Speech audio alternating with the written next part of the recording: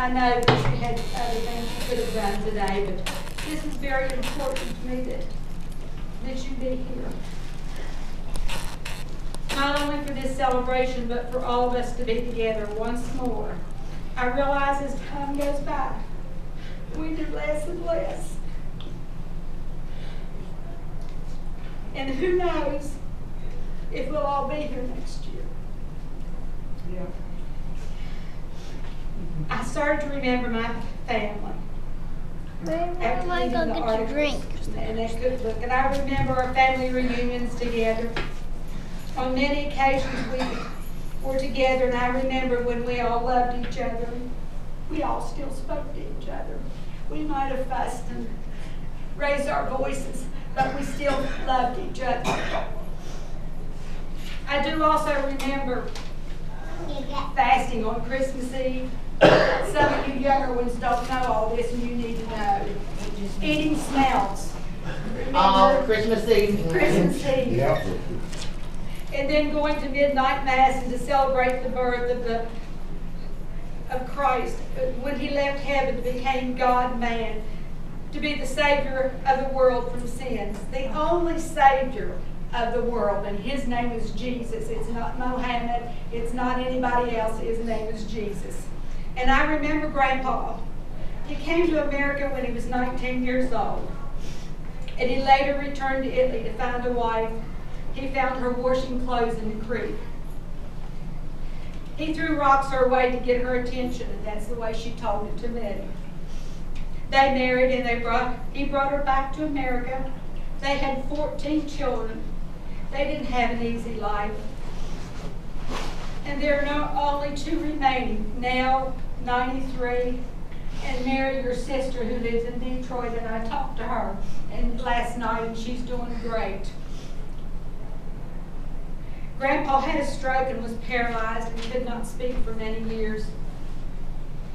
And he couldn't walk. I remember he was lifted out of bed every day to sit in a chair by Nell, and lifted up by Nell and Freddie. Freddie, who would come home from work on his lunch hour and lift our heavy grandpa out of his bed and sit him in a chair. I remember Grandma more. I was 12 years old when she died, and at the same time, John, a newborn, was brought home. You don't remember that, John. We did. He was brought home from the hospital, and we lived there together. Grandma, Freddie, Edith, Nell, and John. Grandma was a modest woman. She wore her hair pinned back in a bun. Until her late years, she wore only black to mourn the death of her two sons, Frank and Dominic. Is that right? And one was 12 years old and killed in the mines. They had a hard life. And then she had a daughter who died during childbirth. And she helped raise her two kids. But that was the Italian tradition, I guess, to wear black. And she did that until almost a few years before she died. They raised their children in the house with dirt floors. Nell told me of sweeping dirt floors. Grandma knew about hunger in Italy. She told me working in the fields all day for a piece of bread and a glass of water. I'm sure that's why she was thrifty. She always saved money and never knew what tomorrow would bring, she said. So be sure and save. And she spoke broken English, and she'd get very frustrated when you couldn't understand her. Like the time she sent me to the store to get a can of apples. I came back with a can of apples, and no, I don't want those. And she was so frustrated. And finally we found out she wanted applesauce. As Italians, they assembled into America. It's a way of life, but we kept our own traditions. But as I fear we are losing them, and that's what makes me very sad. Thank God that Grandpa came to this country, where we've all prospered and had a very good life. We have relatives in management. We have business owners in our family. We have lawyers in our family. And as far as I know, there's none that is in poverty.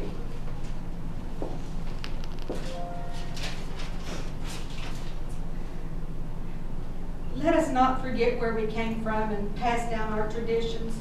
Remember, one of our traditions was pasta, not spaghetti. It was pasta every Sunday. And on the holidays, we had turkey and dressing and all the trimmings, but we had pasta. And fritas. And fritas. And I was probably in my early teens when I first ate my first biscuit. I thought, my gosh, that's the worst bread I ever ate in my life. Because we ate a hard-crusted Italian bread. Did Edith So- make the biscuits? Did Edith make the biscuits? I don't remember. And I remember killing the pig, and guess what we made with most of it? We made pepperoni. And then I remember the time the cat drowned in the wine barrel. I don't know why the cat got close to the wine barrel. She must have wanted to drown. I remember hearing that one. He died happy, didn't he? He died happy. I remember sitting comic books by the window and seeing him start hollering. And when John was in the hospital, we all took